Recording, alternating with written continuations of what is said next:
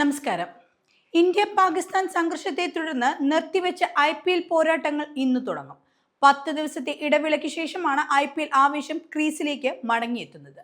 ഇന്ന് royal challengers Bengaluru Kolkata knight riders പോരാട്ടത്തോടെയാണ് മത്സരങ്ങൾ പുനരാരംഭിക്കുന്നത്. രാത്രി 7:30 ബംഗളൂരു ചിന്നസ്വാമി സ്റ്റേഡിയത്തിലാണ് മത്സരം നടക്കുക.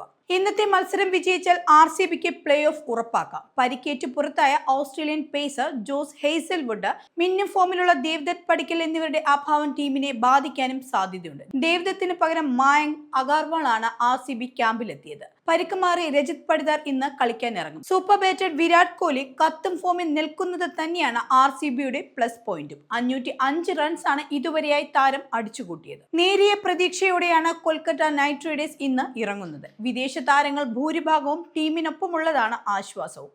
11 പോയിന്റുമായി 6ാം സ്ഥാനത്താണ് അവർ ഇപ്പോൾ. ഇന്ന് മികച്ച വിജയം നേടി പ്ലേ ഓഫ് സാധ്യത നിലനിർത്തുക എന്നത് വലിയ കടമ്പ തന്നെയാണ്. സ്വന്തം മണ്ണിലെ തോൽവിക്ക് ഇന്ന് എതിരാളിയുടെ ഗ്രൗണ്ടിൽ മറുപടി പറയാനുള്ള ആവേശവും ടീമിനൊപ്പമുണ്ട്. ക്യാപ്റ്റൻ അജിങ്ക്യ രഹാനെ, അങ്കുരിഷ് രഘുവംശി, റിങ്കു സിംഗ് അടക്കമുള്ള ബാറ്റിംഗ് നിരയാണ് പ്രതീക്ഷയും.